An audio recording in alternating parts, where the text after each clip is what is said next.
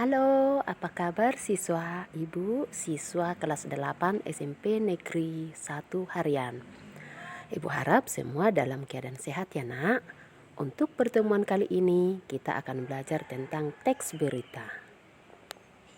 Apa yang terbayang jika kamu mendengar kata teks berita? Pasti kamu membayangkan koran, majalah, atau acara berita di televisi seperti video tadi kan?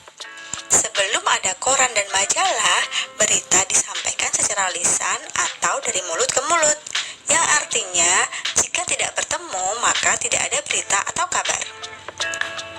Berita tentang COVID-19 seperti pada video tadi misalnya, dengan mudah dan cepat kita bisa menerima kabar terbaru melalui media elektronik maupun media cetak. Namun, tahukah kamu apa itu sebenarnya teks berita? Lalu, apa saja yang harus ada di dalam teks berita? Apakah hanya berita saja? Tentu tidak.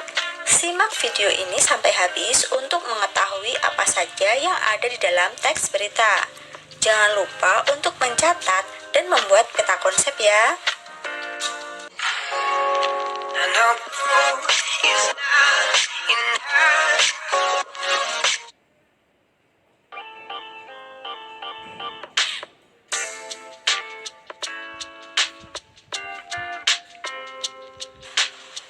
Teks berita merupakan teks yang berisi tentang segala peristiwa yang terjadi di dunia. Teks berita biasanya disebarkan melalui berbagai media seperti radio, televisi, internet, situs web, ataupun media yang lainnya. Peristiwa yang dilaporkan adalah peristiwa terkini, sehingga menarik minat pembaca atau pendengar. Berita berisi fakta, namun tidak semua fakta dapat dijadikan berita. Berita tidak bisa lepas dari 5W plus 1H yang merupakan unsur berita atau pokok-pokok berita. Unsur-unsur berita tersebut adalah sebagai berikut. Yang pertama yaitu what, yang berarti apa. Menjelaskan apa kejadian atau peristiwa yang diberitakan. Yang kedua, where atau di mana, menjelaskan di mana tempat kejadian berlangsung. Yang ketiga, when atau kapan, menjelaskan kapan waktu kejadian berlangsung. Yang keempat adalah who atau siapa, menjelaskan siapa saja orang yang terlibat. Yang kelima, why atau mengapa, menjelaskan atau memuat alasan dan sebab akibat terhadap peristiwa yang berlangsung. Yang terakhir adalah how atau bagaimana, menjelaskan proses terjadinya peristiwa. Ada 8 ciri-ciri teks berita. Yang pertama adalah berisi fakta dan objektif, yang artinya bukan opini atau pendapat dari penulis. Yang kedua, berita itu unik atau jarang ditemui. Dengan kata lain, peristiwa atau kejadian yang jarang terjadi. Yang ketiga, aktual, merupakan peristiwa yang baru saja terjadi. Yang keempat, tidak ada rekayasa atau sesuai dengan aslinya. Yang kelima, menginformasikan waktu dan tempat yang jelas. Yang keenam, menggunakan bahasa baku, singkat, jelas, dan menarik. Yang ketujuh, judul berita mewakili seluruh isi berita. Dan yang terakhir, disampaikan secara kronologis atau sesuai dengan urutan peristiwa. Sesuai dengan tujuan pembelajaran kali ini, maka nantinya kalian harus mampu menyimpulkan isi berita. Menyimpulkan isi berita merupakan suatu kegiatan menetapkan inti dari suatu berita. Simpulan berita harus memuat unsur-unsur berita dengan rumusan yang lebih ringkas. Agar dapat menyimpulkan isi berita, harus memperhatikan langkah-langkahnya. Ada 3 langkah mudah menyimpulkan isi berita. Yang pertama adalah membaca atau menyimak berita dengan seksama. Yang kedua, mencatat pokok-pokok berita meliputi peristiwa yang diberitakan, orang yang diberitakan, tempat dan waktu kejadian, serta proses terjadinya berita. Dan langkah terakhir adalah membuat kesimpulan berita dengan cara menyusun pokok-pokok berita. Kemudian menyusunnya dalam kalimat simpulan atau rangkuman. Urutan unsur 5W plus 1H dalam simpulan atau rangkuman berita tidak harus urut seperti pada berita aslinya. Dapat ditambahkan kata penghubung agar hubungan antar kalimat lebih runtut dan padu, asalkan tidak menyimpang dari berita aslinya. Perhatikan contoh berikut ini. Ini adalah kutipan berita dari harianjogja.com.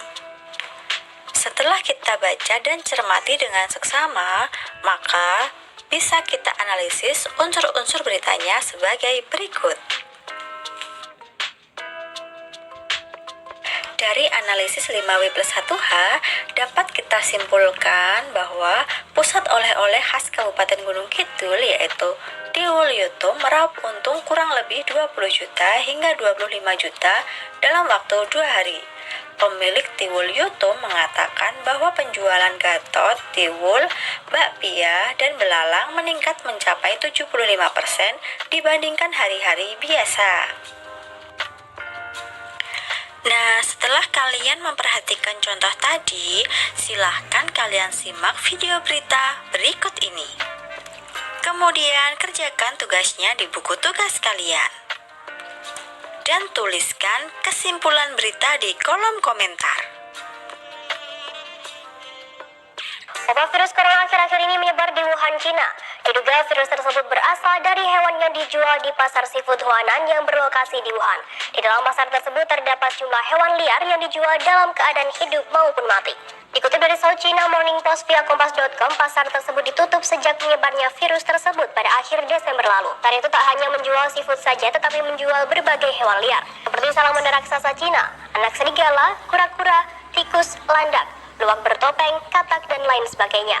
Seorang pemilik toko Dazong Dianping mengunggah foto berisikan daftar menu di pasar itu. Dalam unggahan itu ada sekitar 100 macam hewan yang dijual di pasar seafood Huanan. Foto tersebut kemudian diunggah oleh akun Twitter Mui Xiao pada Selasa 21 Januari 2020. Dikutip dari Mothership Singapura via kompas.com, dalam daftar menu pasar tersebut tak hanya menawarkan hewan hidup, tetapi juga jasa pemotongan hewan dan pengiriman. Meski namanya adalah pasar seafood yang mayoritas menjual kepiting udang dan ikan, tetapi di pojok pasar terdapat toko yang menjual hewan yang tak lazim dikonsumsi. Ada juga di bagian barat pasar toko yang menjual hewan-hewan hidup. Wabah corona sendiri sudah menyebar hingga ke Thailand, Hong Kong, Macau, Taiwan, Korea Selatan, Jepang, Amerika, hingga Vietnam.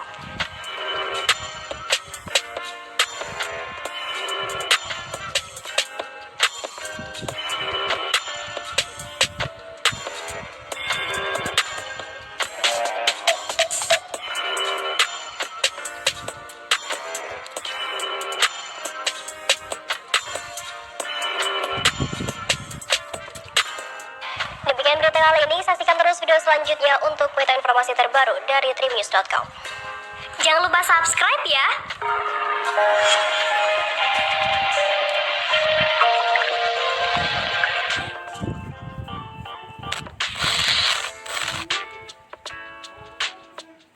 Dari penjelasan tadi, kalian pasti sudah bisa menyimpulkan isi berita, bukan? Terus berlatih dan tetap semangat.